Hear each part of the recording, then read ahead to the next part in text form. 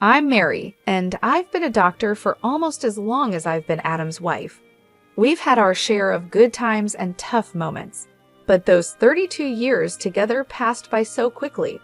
Our home, big and warm, was always full of life, especially when our sons, Larry and Brian, were young. Larry and Brian were very different from each other, like night and day, but each brought their own kind of happiness into our lives. Adam and I, both being doctors, worked really hard to create a comfortable life for our family. Over the years, we managed to buy a couple of apartments, renting them out for some extra money. Life seemed to be going well until one day, Adam came home looking pale and more serious than I had seen him in years. "Mary, we need to talk," he said with a heavy tone as he put down his medical bag by the door. "I had some tests done last week. The results, they came back. It's cancer, Mary." The months that followed were a whirlwind of hospital visits, treatments, and endless hours spent in waiting rooms. Adam fought bravely, but the cancer was relentless. Watching the strongest man I knew weaken and fade away was heartbreaking.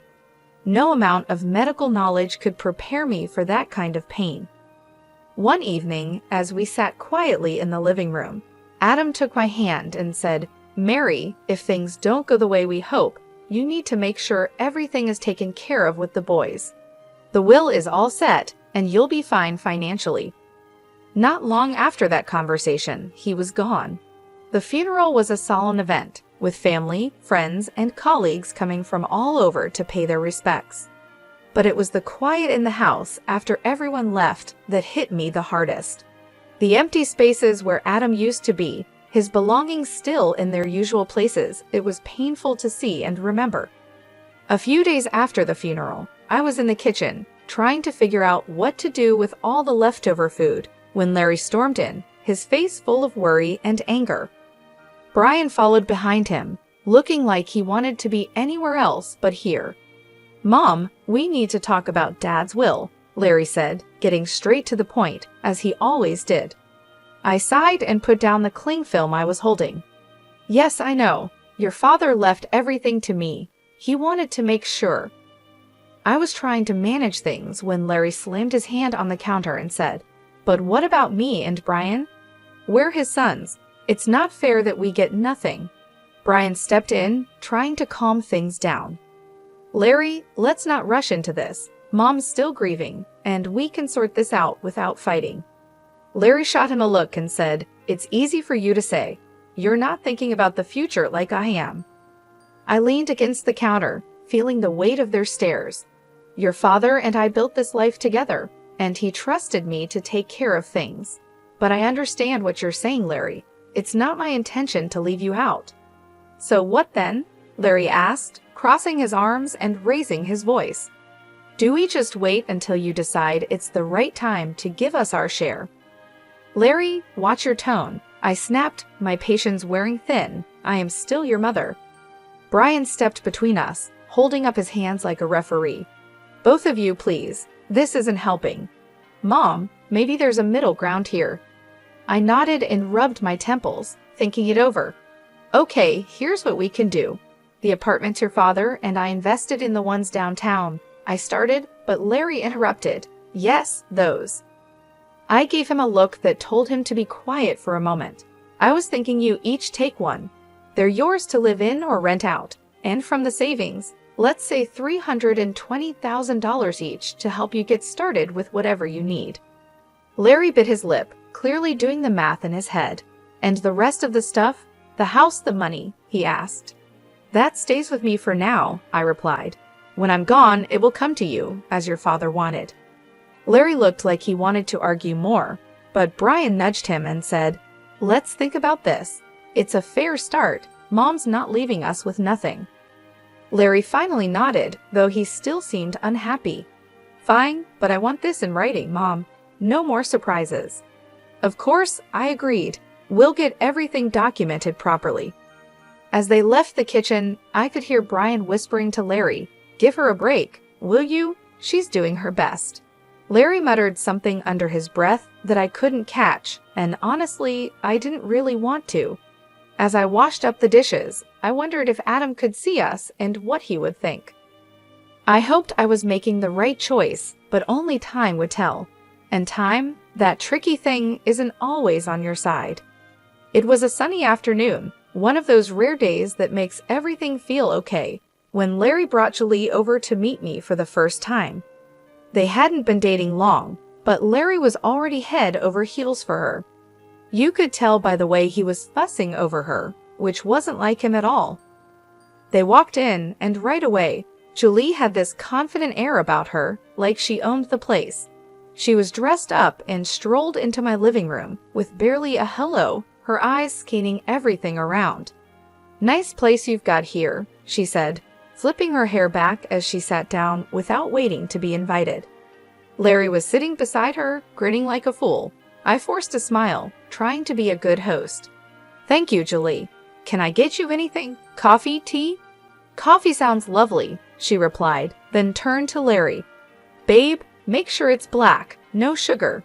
Larry nodded and headed to the kitchen, leaving me alone with her in my own living room, feeling like I was the guest. The silence was awkward until she finally spoke.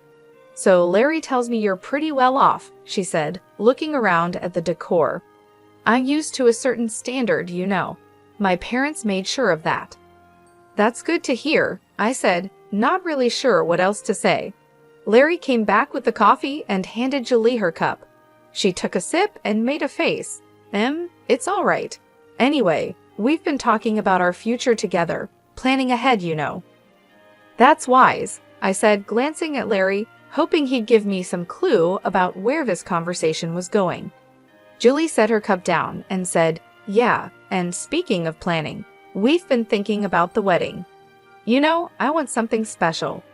Larry has probably told you I saw this place that's perfect for a rehearsal dinner, but it's a bit pricey. It's about $50,000. I almost choked on my coffee. $50,000 just for the rehearsal dinner. Larry jumped in. "Mom, it's important to Lauren. We want to start things off right." I put my cup down, feeling a storm brewing inside. "Look, that's a lot of money for a dinner, Julie. We need to be reasonable." Julie's face hardened. "Reasonable? Larry says you have the means. I don't see why we should compromise on something that important." Larry was nodding along with her, but I could see the unease in his eyes. He knew he was asking too much. "I'm all for celebrating," I said, trying to keep my voice calm, "but $50,000 is more than I can justify." Julie stood up, her chair scraping loudly against the floor. "I'm not used to compromising on my standards, Mary." I made it clear to Larry that I expected a certain standard of living. Larry tried to calm things down. "Mom, maybe we can find a middle ground." "There's no middle ground on $50,000 for a dinner, Larry. That's final," I snapped, my patience running out. Julie picked up her purse and glared at me. "Fine, if that's how it's going to be, then maybe we need to rethink some things." They left soon after, and I sat there, stunned by what had just happened. The nerve of that girl, coming into my home, drinking my coffee, and telling me how to spend my money, it felt like a slap in the face, a wake-up call I wasn't prepared for. A few days later, I was out at the grocery store when Larry and Julie decided to drop by again. By the time I got home, Brian was awkwardly trying to entertain them in the living room. The tension in the air was so thick that it made me want to turn around and leave, but it was my house, so I gathered my courage and walked in. Julie, all dressed up as usual, handed me a list as soon as I put down my grocery bags. "Mary, we've thought a lot about the wedding gifts, and here's what we've decided on. I hope this will be easier for you to handle." I quickly looked over the list she handed me. It was surprisingly reasonable kitchen appliances, some nice china, even a couple of pieces of furniture. "This seems quite reasonable," I said, feeling a moment of relief. "I think these are wonderful choices, really." Larry looked at Julie with hope in his eyes, but just as I was about to discuss where we could buy these items, Julie's expression changed suddenly. She gasped, "Oh no, this isn't right. Give that back." She snatched the list from my hands and dug through her purse, pulling out another sheet of paper. "Here's the actual list. This new list was nothing like the first. It included an apartment, a luxury car, an exclusive vacation, and even diamond jewelry. My jaw dropped. Is this some kind of joke? Julie didn't flinch. No joke, Mary. These are the gifts we expect, only the best for our wedding. I stared at her, then at Larry, waiting for him to say something, anything, to show he didn't agree with this craziness. But he just stood there, looking between us, clearly conflicted but saying nothing. I couldn't hold back anymore. Larry, why are you letting her do this? You know this is unreasonable. Julie cut in, her voice rising. This doesn't concern you, Mary. You just need to pay up and keep quiet. When Brian stood up, his face was serious. That's enough, Julie. You're not going to talk to our mom like that. This is her house, and you're way out of line. You need to leave now. The room was filled with tension as Larry and Julie gathered their things. Julie was muttering under her breath, clearly angry. This is ridiculous. We'll remember this. They left, and the door slammed shut behind them. I sat down, feeling the weight of the whole situation pressing on me. Brian sat beside me and put an arm around my shoulders. We'll figure this out, Mom, but you can't let them push you into giving more than you can or should. It's not right. He was right, of course, but as I sat there with my son, I couldn't help but worry about Larry. How had things gotten so out of hand? How could he not see what this was doing to our family? The silence that followed was filled with unspoken worries and fears for the future. I knew then that this was far from over. It was only going to get harder from here. In the weeks that followed, I received constant phone calls from Larry. Each one was more demanding than the last, his tone desperate and sometimes almost frantic. Mom, you don't understand. I can't look poor next to Lauren's family, he'd argue, his voice cracking with stress. You have the money. Why can't you just help me out here? I sat at the kitchen table, thumb pressed against my ear, feeling a knot in my stomach. Larry, it's not about the money. It's about living within your means. Lauren's expectations are too high, and you can't keep up with them without going into serious debt. He'd scoff, his frustration boiling over. What do you know about it? I'm not going to live like a pauper. I need more from the inheritance now. The amount you've offered isn't enough. Larry, I've offered to cover half the wedding costs, up to $135,000, and give a $8,000 gift. That's more than generous. Everything has to be agreed upon with me, though, no surprises. There was a pause, then a sharp laugh from him. That's nothing. You're just being stingy. You have $1 million sitting there. Why are you holding out on me? Because it's not just about the money, I replied, my patience wearing thin. It's about not feeding into this unrealistic fantasy that's going to ruin you. He yelled, loud enough that I had to pull the phone away from my ear. I don't need this. I'll handle it my way. Forget you. And with that, the call ended. Months passed in silence. I tried to keep myself busy with daily routines, trying not to worry about Larry, but the peace was short-lived. One afternoon, the phone rang, and it was my sister-in-law, Hannah.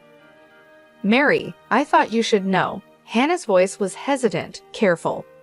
Larry is flying all the wedding guests to Bermuda.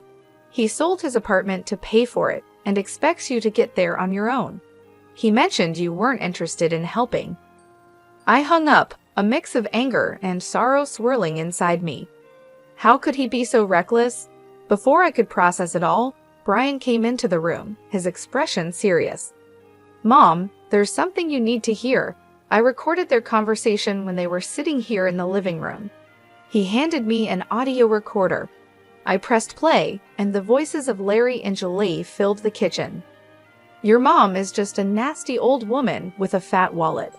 We need to squeeze as much as we can out of her, and then cut her off, Julie's voice said coldly. Larry's voice responded, just as chilling. Whatever it takes, Lauren, I'm not going to let her control us. If it comes down to it, I'll kick her out in her underwear. I turned off the recorder, my hands trembling. Hearing my own son speak like that about me, his mother, was too much. The room spun as I tried to understand the depth of his betrayal. Deciding to fly to Bermuda wasn't easy, but Brian was by my side, both of us tense but determined to face whatever awaited us. When we landed and approached the venue, I was taken aback by the sheer extravagance of it all. Flowers everywhere, lights strung like stars across the evening sky, and music floating in the air. As we walked into the gathering, I spotted Larry and Julie mingling with the guests. They looked like the perfect couple, all smiles and laughter. My heart ached to see my son so lost in this artificial paradise. Before I could take another step towards them, Julie spotted us. Her smile vanished, replaced by a scowl as she marched over, her high heels clicking angrily against the stone pathway. "You shouldn't be here," she hissed, stopping just inches from me, her voice loud enough to draw attention. "This is my day, and you're not welcome." I was stunned, but before I could respond, her parents, who had overheard everything, came over. Her father, a tall and stern-looking man, spoke first. "Julie, that is no way to speak to your guest, especially not to Larry's mother." His tone was firm, and it made her cheeks flush with embarrassment. Her mother, looking just as upset, turned to me with an apologetic smile. "Mary, please come with us. Let's find you a place to sit." They guided us away to a table at the edge of the setup. It was clear that this spot was an afterthought, with no proper setting. The ceremony started soon after, with speeches that felt empty given the tension. Then, unexpectedly, I was handed the microphone. I stood up, my legs shaky but my resolve firm. "I came here today to wish my son and his new wife a happy future," I began, my voice steady despite how I felt inside. "But I also believe in honesty and integrity, qualities that have been sadly missing in the events leading up to this day." Julie's face went from pink to red, her eyes glaring at me with anger. I was asked for money, time, and again in amounts that no reasonable person would find justifiable. When I couldn't meet these demands, I was threatened with being cut off from my family and future grandchildren. My voice cracked a little, but I continued. Brian, seeing my distress, stepped closer and put a supportive hand on my shoulder. I nodded at him, then played the audio recording he had made. Julie's voice filled the air, cold and calculating, discussing how they would get more money from me. Larry's voice agreed, saying he was willing to leave me with nothing for the sake of his bride. The crowd murmured, shocked and disapproving. I turned off the recorder, and the silence was heavy. I gave my son an apartment and $35,000, and yet it was never enough. Today, I'm making it clear that I will not be treated as an ATM or threatened. I am disowning Larry and Julie. I wish them well, but from this day forward, I am choosing to remove myself from their lives. The reaction was immediate. Julie screamed, her voice shrill and wild. "You've ruined my wedding. I curse you." After everything that had happened, coming back home was bittersweet. In the quiet, I made a decision that even surprised me. I quit my job. I had spent years healing others as a doctor, but now it was time to heal myself and rebuild the life that recent events had shaken. Brian, bless his heart, had just graduated from art college and was full of ideas and ambition. With the $37,000 I gave him, Brian opened his own tattoo parlor. It wasn't just any shop, it quickly became a place where art and skin came together in beautiful ways. Brian put his heart and soul into his work, and it paid off. He started entering tattoo contests, and soon his name was on everyone's lips in the local community. Before we knew it, he was opening more locations, creating a network of salons that became a hotspot for tattoo enthusiasts. I'd watch him sketch late into the night, his dedication a sharp contrast to the chaos his brother had chosen. "You're doing amazing, Ollie," I'd say, pride swelling in my chest. During these peaceful months, Larry reappeared one afternoon. He showed up at the door, his eyes tired, his shoulders slumped, a far cry from the ambitious, sharp man he used to be. "Mom, I need to talk," he said, not waiting for an invitation to sit down. His voice was weary, so different from the demanding tone I had grown used to. I sighed and motioned for him to continue. "What is it, Larry?" It's Lauren. She's driving me crazy, wanting more and more. Nothing's ever enough. I got a second job, but it's still not enough for her. His words were filled with desperation, but they couldn't erase the past so easily. Larry, I warned you. I told you that living like that with someone like her was unsustainable. He rubbed his face, frustration clear.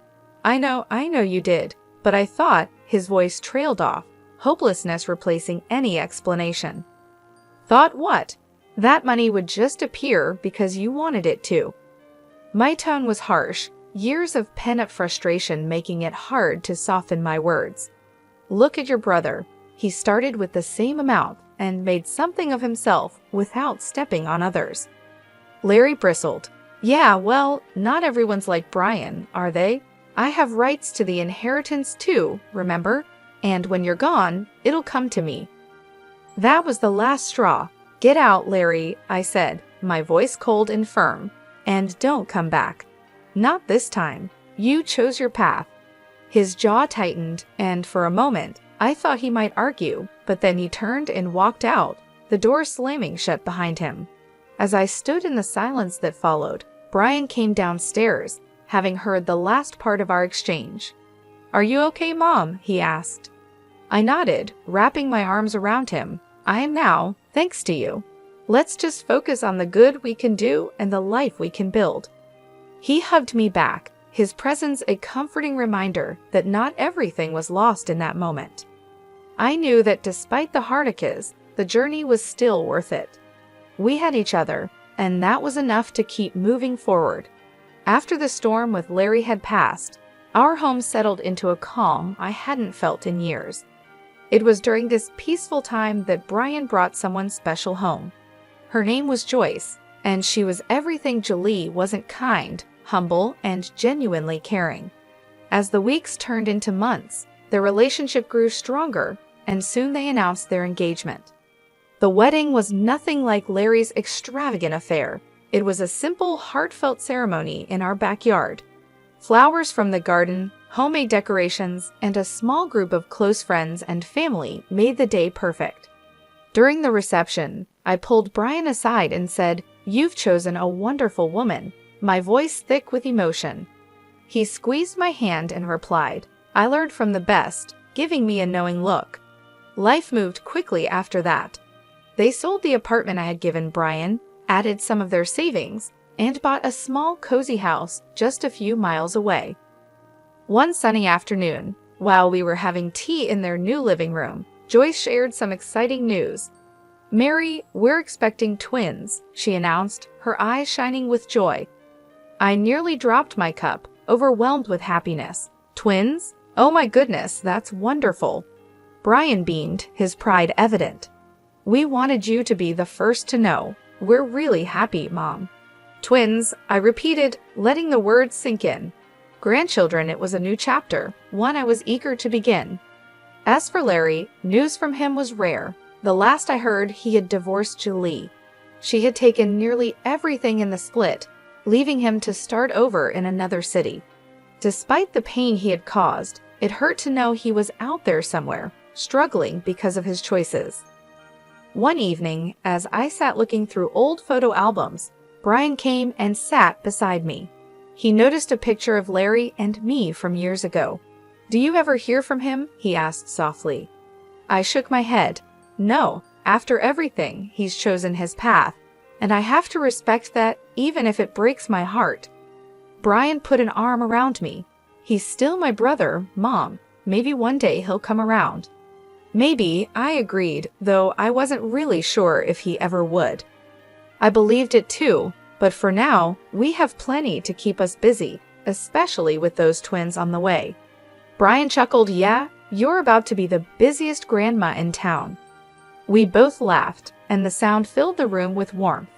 Despite the past, despite the mistakes and heartaches, this moment with Brian felt like everything was exactly as it should be. Life was moving forward, and so were we, with new hopes and dreams just around the corner.